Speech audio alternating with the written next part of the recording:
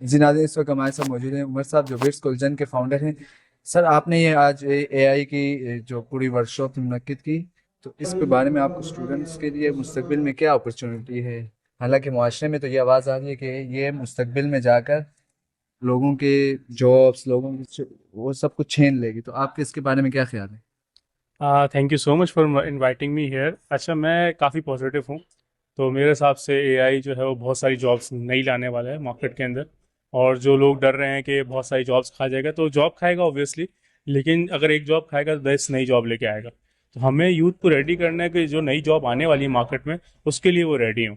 اور اس کے لیے ریڈی کرنے کے لیے انیشیٹو لیا ہے. اور یہ اس ٹائپ کی ورک شاپس اور اس ٹائپ کے اویئرنیس سیشن ہم انشاءاللہ کرتے رہیں گے فیوچر میں بھی، تاکہ یوتھ کو گائیڈ کر سکیں کہ بھائی کیا آنے والا ہے آگے، کون سی نئی ٹیکنالوجی آنے والی ہے، کس ٹیکنالوجی پہ فوکس کرنا چاہیے، تاکہ جو ہے وہ آپ کا انشاءاللہ فیوچر برائٹ رہے. اور باقی جہاں تک کہ لوگ زیادہ تر پریشان ہیں کہ جاب چلی جائے گی، یا تو میں بولوں گا یہاں پہ پریشان ہونے کی ضرورت نہیں ہے. رسک دینے کا وعدہ اللہ تعالیٰ نے کیا ہے، اور اللہ تعالیٰ آپ کو کہیں سے بھی رزق دے گا. اللہ تعالیٰ جو ہے وہ پتھر کے اندر کیڑے کو بھی رزق دے دیتا ہے. تو جہاں ہمارا رزق لکھا ہوگا، جتنا لکھا ہوگا، وہ ہمیں انشاءاللہ ضرور ملے گا. ہمیں صرف محنت پہ فوکس کرنا چاہیے. ہمیں جو ہمارے نصیب میں ہوگا انشاءاللہ ضرور ملے گا. Thank you so much. Thank you.